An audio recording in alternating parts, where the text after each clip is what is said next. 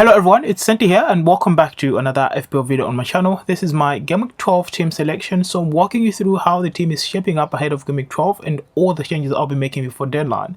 Please leave a like on the video and subscribe to my channel if you haven't already. Looking back at GAMEWEEK 11, I finished with 36 points and on a green arrow. I was on 1.9 million heading into GAMEWEEK 11. I'm currently about 1.6 million, so about a 300k rise with a 36 point, which is considered to be a very low scoring game week for me, but I'm quite happy with the tiny green arrow that I got. I had Areola in goal who conceded and only returned a single point in defense. I only had returns from Fabian Schär, who returned 5 points in a clean sheet against Arsenal. Digne, who I brought in replacing the injured Udogie, who actually got involved in the fixture against Chelsea and got a red card, so that decision to transfer him out didn't turn out to be the worst after all. I had Kyle Walker, who conceded a goal against Bournemouth, which was quite disappointing as I was hoping for a clean sheet from that Man City side. In midfield, I had Mitoma, who returned 6 points, Jared Bowen, who returned 7 points, Madison, who returned a single point in the home fixture against Chelsea and got taken off injured in that fixture as well, but I'm just hoping that maybe he's available. But either way, if he's not, then it will make it easier for me to make changes in my team for GAMEWEEK 12. Morsal, who was my vice captain, returning 2 points after a blank against Luton away. Anthony Gordon returning 7 points in a fixture when they played against Arsenal and he scored in that game as well. So the midfield was quite underwhelming, but at least I got returns from Mitoma, Jared Bowen and Anthony Gordon, who are currently a bit of differential picks in my team. And up front, Ollie Watkins with 2 points and Erling Haaland, who was my captain, returning 2 points in the home fixture against Bournemouth. So quite an average game for most managers, but I think it's something that I'll take on the chin because not a lot of people did very well in GAMEWEEK 11, and I'm hoping that we can do better in GAMEWEEK 12. Now, looking at the team that I'm looking to go with for GAMEWEEK 12, I currently have Areola, who plays at home against Nottingham Forest. The other option is to go with Pickford, who plays away against Crystal Palace. Now, at the moment, I'm not quite sure I'll still have Areola come the deadline because I've had him for a few weeks now. He hasn't really given me any returns.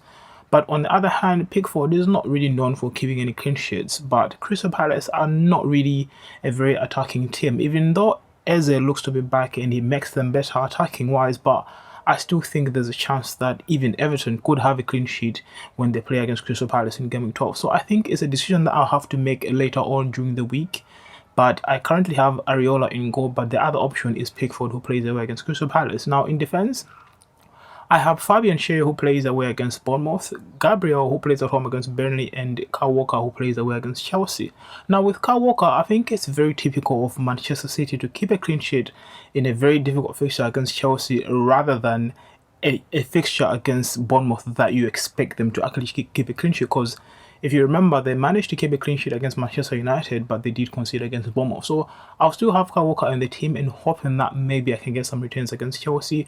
With Gabriel, I put him in because he plays at home against Burnley, a Burnley side that's currently struggling, and Arsenal will be looking to try and bounce back in GAMEWEEK 12 when they play at home against Burnley. He's not really a starter at the moment. There's a few doubts that maybe he doesn't get started in that fixture against Burnley, but I'll still have him in the team and hoping that he plays the whole 90 minutes. But I have Lucas Digne on my bench, who plays at home against Fulham, which is another pick that I'll have to look at. But at least if Gabriel doesn't get involved and I still have him in the team, then Lucas Digne is the one that will come in his place. So Fabian Schär, Gabriel and Kyle Walker in my defense. In midfield, I have Mitoma, who plays at home against Sheffield United, Bowen, who plays at home against Nottingham Forest, Madison, who is currently flagged, playing away against Wolves, Morsal at home against Brentford, and Anthony Gordon, who plays away against Bournemouth. Now, with Madison, it's a decision that I'll also take down closer to the deadline when I listen to the press conferences, because he's someone that I'm looking at as a transfer out option for my team in GAMEWEEK 12. I think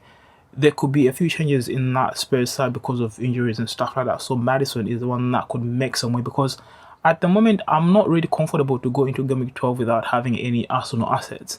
I don't really have a lot of money in the bank, but I think if I transfer out Madison, then it paves a bit of a way for me to get the likes of Martinelli in my team, because I still think it's very important that I get an Arsenal player in my team at the moment, because they play against Burnley in GAMEWEEK 12, but then they've got Brentford in GAMEWEEK 13, Wolves in game week 14, Luton in game week 15. So a few good fixtures for Arsenal. So if I try and get one of the Arsenal assets in my team at the moment, it wouldn't be the worst shout. So that's my midfield. And up front, I have Erling Haaland playing away against Chelsea and Ollie Watkins, who plays at home against Fulham. On my bench, Lucas Dean at home against Fulham, Asher playing away against Brighton, and Botman, who's currently flagged, playing away against Bournemouth. So this is how my team should roughly be put together for Game Week 12.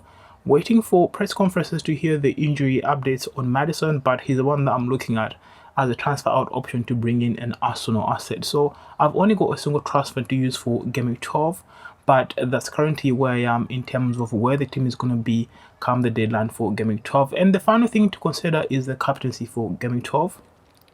I currently have the captaincy on Erling Haaland, but I'm looking at Salah as another option. I think Ollie Watkins at home against Fulham is also someone that you can say has got a shot for the captaincy, but in my case, I'll be comfortably sticking the captaincy on Haaland, even though I think Salah at home against Brentford is also another shout. But the days that I've backed Salah for my captaincy somehow let me down, but Erling Haaland is the one that I'm currently leaning towards in terms of captaincy for Game Week 12. Let me know in the comments who you're looking to captain for your teams in Game Week 12, because I think there could be such a massive swing if you get that wrong, because if Salah then returns very well instead of Haaland, then it's a game week that the ranks could be all over the place, because I still think we are all bunched together. As you can see, I managed to get 36 points for Game Week 11, but I still ended up with a small green arrow. I'm not really on the highest rank, but I still think any good game week could make you end up maybe in the top million or even in the top 500k. So it's one of those things that I'm looking at as, if I get it right, then it could be very beneficial for my team. Other than that,